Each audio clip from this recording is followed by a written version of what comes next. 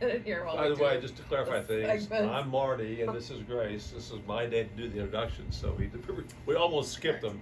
But because we're blind. thank you for joining us. And we're going to address one of the several questions we've gotten in the last few days. How do you get along with your daughter?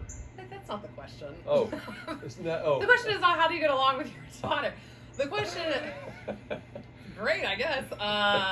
The question is, what was it like, or what is it like working with your dad or your daughter in his case? So what's it been like? We're co-authors, and like that's obviously a very different experience than being just a singular author. So what?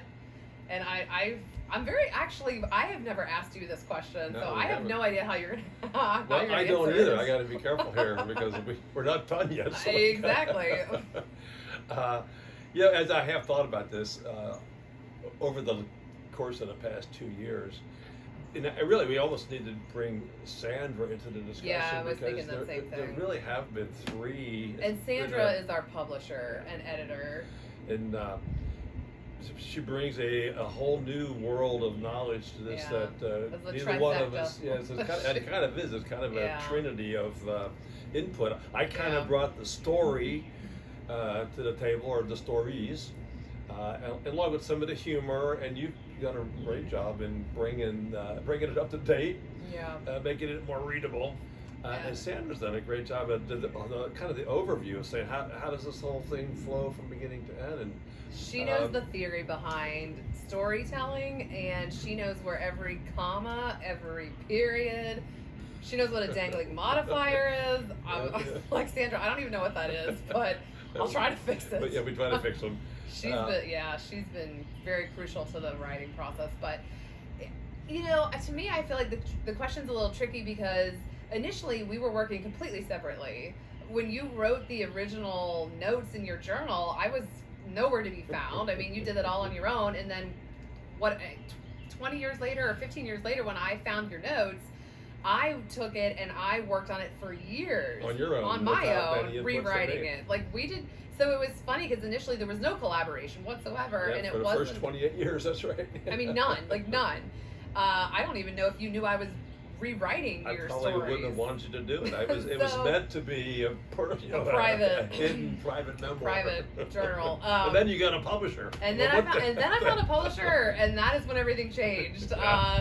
Suddenly, I was like, all right, this is happening. And then Marty was like, well, I'm getting back on board. And that is when the collaboration really started happening between like he said, the three of us really. And so every week we would have long phone calls with Sandra, which honestly consisted mostly of us laughing a lot of the time. We had a great time with her. I think we're really lucky that it's just the whole thing really has been a great experience. One thing that really worked out was there was three people, the Trinity effect. So we finally got to where we would kind of agree that if we had disagreements about how to deal with something, we would take a vote. Yep. And as long as it was 2-1, that person won. It generally worked, other than Sandra's vote counted a little more. That is she true. had veto capability that we didn't have. That is true. But luckily, that didn't happen very often. It didn't happen very often. I think the funny part for me is Marty and my let me make sure I said that correctly. Marty and my writing styles are very similar. Well, especially when it comes to the humorous pieces. There's been times when my dad will be going through and he'll be like, "Oh, this line is so funny. I came up with this." And I'm like, "I wrote that. Like, I wrote that funny line." He's trying to take credit for my funny lines. But I would say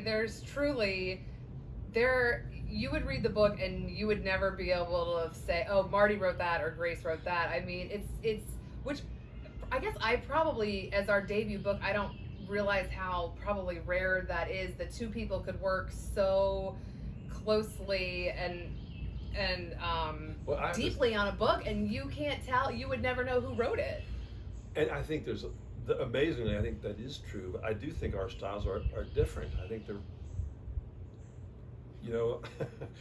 it's not that I couldn't tell. When we looked at the finished product, it is hard to tell sometimes. Yeah. But I think the way you write it and the way I write it are different, but they've blended.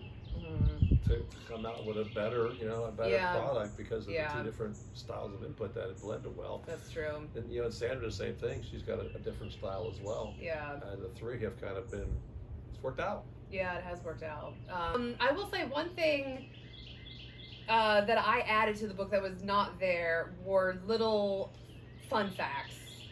Educational facts, if you want to call them. I guess when people ask me, like, what do you write about or what you're writing like, I say it's educational and entertaining. I mean, that was my goal, is to be entertaining and educational as sort of a second goal. But Bill Bryson, ask her. He teaches. Yes. He teaches, like he teaches a lot you of stuff in a funny way, there's definitely some stories or facts that I came across with Mount Massive and Mount Elbert, and how there was this big debate, which one was taller, and so people actually went and hiked the mountains and would put rock piles up to try to make. Hold on, I did that.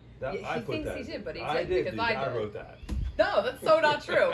I didn't, because I remember researching it and I was like, this is crazy. Like, people actually stacked up rocks to try to make the mountain higher, and then the people from the other mountain would come over, climb their mountain, and topple their rock piles over so they could say their mountain was taller. That's a lot of climbing. Is it 14,000? Yeah, I don't know.